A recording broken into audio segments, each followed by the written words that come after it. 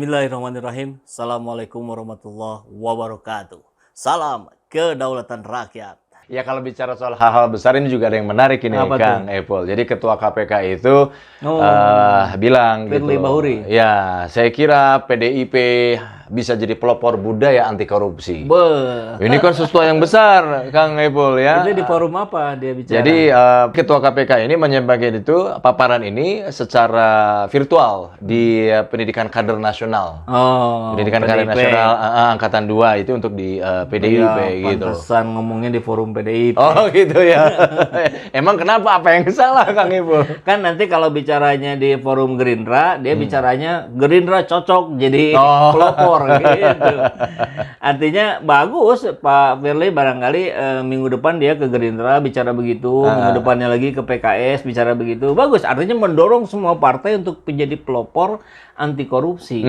Memang agak miris ya sebetulnya kalau melihat justru partai PDIP sendirilah kalau para netizen nyebutnya sebagai sarang koruptor gitu. Karena tercatat secara jelas datanya fix gitu. Kader-kader PDIP jumlahnya terbanyak yang tertangkap OTT KPK maupun non OTT. Mungkin karena itu juga gitu loh. Iya. Ketua KPK akhirnya ngomong begitu. Bisa jadi begitu karena kan pimpinan preman ketika dia hijrah gitu, dia bisa mengajak anak buah saat jadi premannya untuk hijrah juga gitu. Nah, jadi saya kira bagus-bagus saja sih bahwa PDIP yang hari ini kita masyarakat banyak taunya sebagai sarang koruptor, 5-10 tahun ke depan justru sebaliknya terdepan anti korupsinya. Jadi jumlah kader yang tertangkap OTT-nya paling sedikit PDIP. Wah, keren sekali itu. Pasti saya apresiasi. Iya. Ataukah ini merupakan apakah bisa jadi sebuah sindiran gitu dari Ketua KPK bahwa kan nggak mungkin Ketua KPK nggak tahu partai mana ya Pasti, kan yang anggotanya kadernya melakukan tindak pidana korupsi kan begitu. Apakah ini merupakan sindiran gitu loh supaya ya dong PDIP kurangin tuh, hilangkan gitu loh. Mudah-mudahan begitu. Saya sih berkeinginannya apa yang diniatkan oleh Pak Firly bicara di PDIP itu adalah menyindir PDIP. Cara sindiran itu seringkali membuat orang lebih merasa tertohok gitu dibandingkan teguran keras. Tapi memang kan tergantung kepribadian masing-masing orang ya. Jadi ada gitu yang dengan disentil justru dia merasa lebih terlecut dan dia bisa melakukan perubahan-perubahan besar. Ya mudah-mudahan saja begitu ya. Tetapi kita juga belum tahu ini. Tapi pastilah kalau partai politik akan merespon itu dengan positif ya kan. Oh iya kita pasti akan menjadi pelopor gitu. Tapi tadi apa yang disampaikan Kang Epul bagus juga tuh kalau misalkan Ketua KPK masuk lagi ke partai yang lain, wah ini jadi pelopor, jadi berkompetisi dalam sesuatu yang baik kan Kang? Fastabikul khairat. Fastabikul khairat. Berlomba-lomba dalam kebaikan.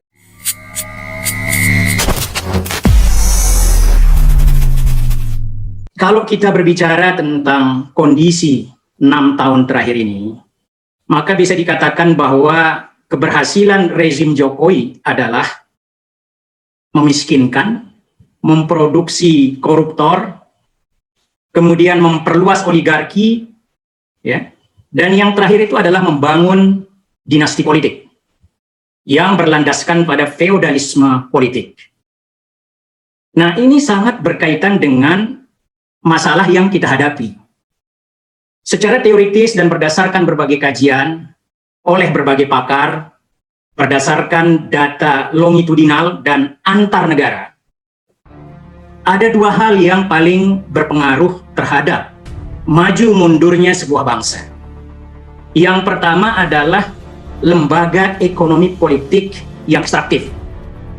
Dan ini menjadi lahan subur dari oligarki dan korupsi, termasuk dan terutama adalah korupsi politik yang semakin mengganas di Republik ini sejak Jokowi berkuasa tahun 2014. Nanti kita akan tampilkan data-datanya. Ini bukan klaim, ya, tetapi ini berdasarkan fakta, data, dan logika kita bernegara dan berbangsa.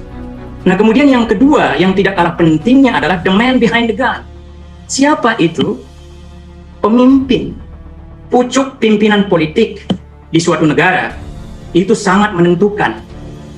Jika pemimpin itu ignorant, atau bahasa sehari-harinya mungkin jahil, ya, ini tidak punya kompetensi, kemudian dibarengi dengan keculasan, tidak tentu tidak akan berani melawan arus. Dia akan terseret arus yang sangat korup dan oligarkis. Bahkan bisa menjadi pemain dari politik yang super korup. Nah, itu makanya saya mengatakan bahwa tahun pertama dari periode kedua ini hanya menyempurnakan pembusukan, kerusakan di berbagai bidang. Dalam istilah saya, mau ganti anggota kabinet 3 kali sehari, itu nggak akan berpengaruh. Karena sumbu persoalannya adalah pimpinan yang tidak kompeten, ya, dalam lingkungan yang sangat oligarkis. Itu menjadi PR atau persoalan atau akar masalah kita di Republik ini, terutama 6 tahun terakhir ini. Sekali lagi, korupsi, terutama korupsi politik atau grand corruption, itu adalah ancaman utama negara kita. Bukan radikal-radikul, ya kan? Bukan keterbukaan dari kita untuk mengkritik. Kita akan mengkritik, bukan menghujat. Kritik itu harus rasional, didasarkan kepada evidence, data yang bisa dipertanggungjawabkan. Nah, ini beberapa korupsi politik juga yang cukup mengemuka, dan ini hampir semuanya berasal dari PDIP. Ini pengusul rancangan undang-undang HIP yang memeras Pancasila menjadi Trisila dan Ekasila.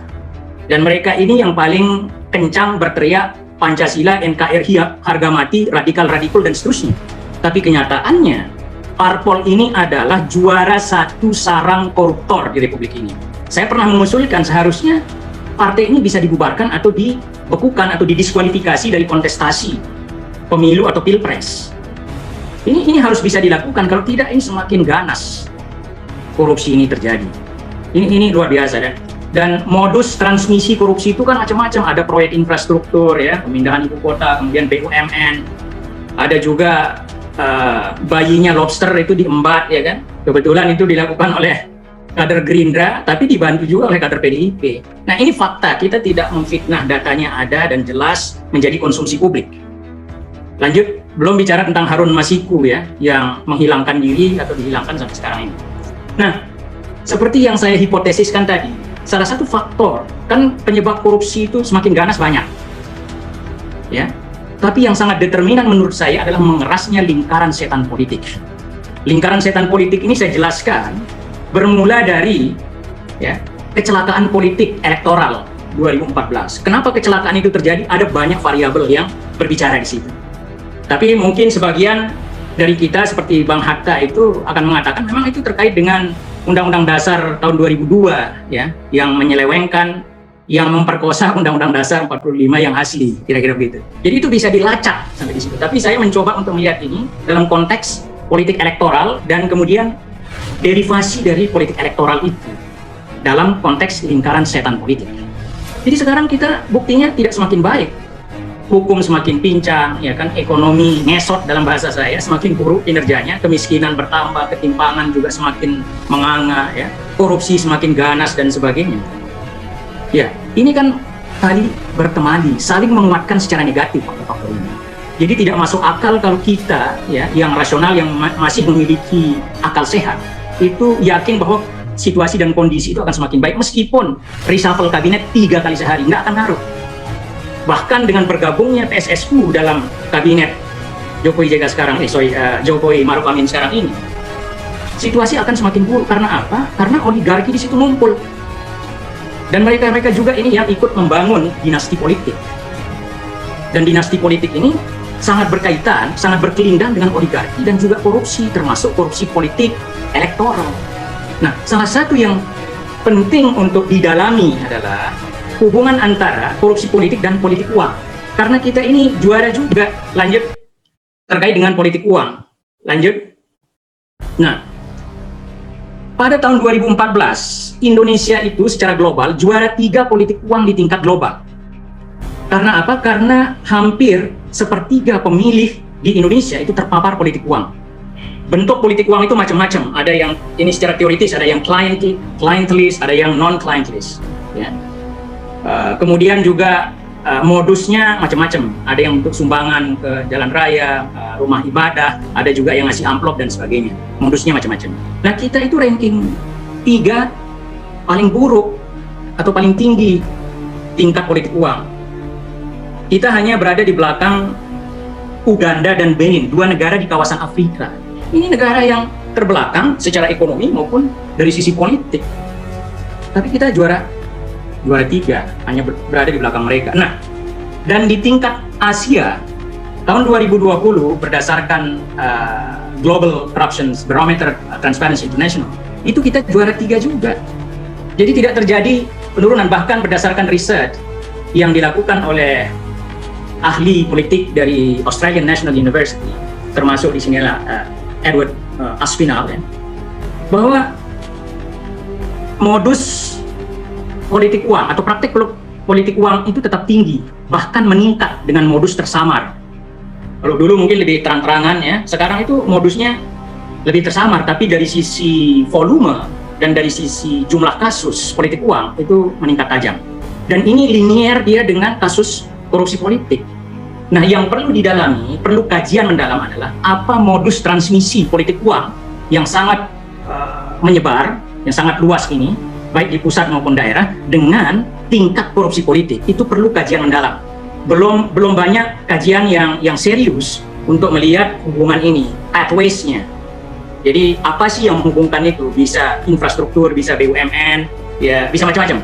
Tapi ini perlu didalami. Tapi yang jelas, kalau kita lihat datanya, itu linear pertumbuhan antara kasus korupsi politik dengan korupsi politik elektoral dalam bentuk politik uang. Lanjut. Dan pilkada Desember 2020 ini marak dengan politik uang dan politik dinasti yang saling berkelindan. Mungkin yang terakhir, slide yang terakhir. Nah, ini ada beberapa rekomendasi yang menurut saya mungkin layak untuk dipertimbangkan oleh semua komponen bangsa ini, terutama penyelenggara negara, ya. Entah itu di parlemen maupun di eksekutif. Korupsi ini selama ini dilihat sebagai sesuatu yang sifatnya teknis. Jadi langkah-langkah untuk memeranginya itu sebagian besar bersifat teknis teknokratis. Ini nggak ngaruh, karena korupsi itu sudah sistemik, bersifat struktural. Oleh karena itu jauh dari cukup untuk memerangi korupsi, ya, kalau kita hanya fokus pada langkah-langkah teknis teknokratis, termasuk keberadaan KPK. KPK ini sudah teknis teknokratis, ya kan, penegakan hukum semata atau pemadam kebakaran dalam bahasa saya. Itu pun juga dikerdilkan perannya, dikooptasi oleh kekuasaan. Ini semakin repot, meskipun baru-baru ini ada penangkapan, tapi ini tidak ada jaminan bahwa ini akan terus berkelanjutan, karena sebenarnya korupsi itu sangat merajalela kasus-kasusnya. Nah, ada beberapa rekomendasi di sini. Saya tidak tahu Bang Sadun apakah waktunya masih ada, sekitar 2-3 menit saya sampaikan. Kalau enggak, kita... Kenapa? Enggak kedengaran ya Bang Sadun ya? Oke, jadi pertama menurut saya kita benahi politik elektoral nih, terutama melalui revisi Undang-Undang Pemilu dan atau Undang-Undang Parpol. Nah, seperti yang saya sampaikan di awal tadi, bubarkan atau diskualifikasi parpol yang sangat korup. Kita bisa buat semacam indeks korupsi parpol. Saya sudah mengusulkan ini ke KPK juga lewat Novel Baswedan, dan ada mantan wadah pegawai KPK yang sudah keluar juga tanggal 16 Desember kemarin. Nah, kemudian diskualifikasi calon tersangka korupsi atau yang lain politik uang. Tapi kalau sekarang ini yang kita lihat, yang tersangka korupsi itu tetap bisa lanjut untuk ikut kontestasi. Nah, ini kan parah ini kalau menurut saya. Seharusnya didiskualifikasi, nggak boleh ikut kalau sudah jadi tersangka atau dia ditemukan main politik uang secara masif. Itu. Kemudian yang berikutnya, petahana wajib cuti, termasuk calon petahana pilpres, untuk menekan potensi penyalahgunaan kekuasaan dan sumber daya negara dalam konteks elektoral. Saya mengatakan bahwa pilpres 2019 itu terlepas dari siapa yang menang, itu memang sangat curang, baik secara kuantitatif maupun kualitatif. Sangat-sangat curang, modusnya macam-macam, termasuk mobilisasi anggota kabinet, kemudian pegawai negeri dan seterusnya. Belum bicara tentang permainan realokasi anggaran di pusat maupun daerah. Ya, termasuk juga memainkan program-program bantuan sosial yang bisa dianggap sebagai belas kasihan dari sang petahana. Itu kan bentuk kecurangan juga. Kemudian tekan oligarki. Nah, bagaimana salah satu cara kita untuk menekan oligarki ini, menurut saya adalah melalui kepemimpinan politik yang berkualitas, berintegritas, dan berani secara politik melawan oligarki. Saya kasih contoh, Anies Baswedan itu kan berani menghentikan proyek reklamasi. proyek reklamasi itu merupakan lahan subur dari oligarki dan korupsi. Kalau misalnya Ahok terpilih waktu itu, terlepas dari saranya, oligarki ini semakin ganas dan proyek reklamasi ini akan semakin memiskinkan rakyat di Republik ini, terutama yang di DKI. Tapi Anies berani itu.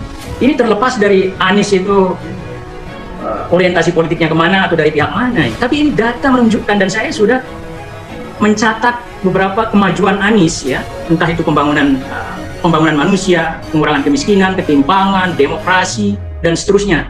Di luar dari katakanlah penghargaan yang dia terima dari berbagai negara atau lembaga-lembaga internasional dan seterusnya. Tapi ini fakta gitu loh. Di zamannya Ahok itu terjadi pemiskinan, jumlah penduduk miskin itu naik, ketimpangan juga parah, dan indeks demokrasi DKI itu kemudian hancur itu di bawahnya Ahok. Tapi masyarakat nggak tahu ngelihatnya secara fisik pun sekarang jauh lebih baik. Ini kita bicara objektif ya, terkait dengan kinerja.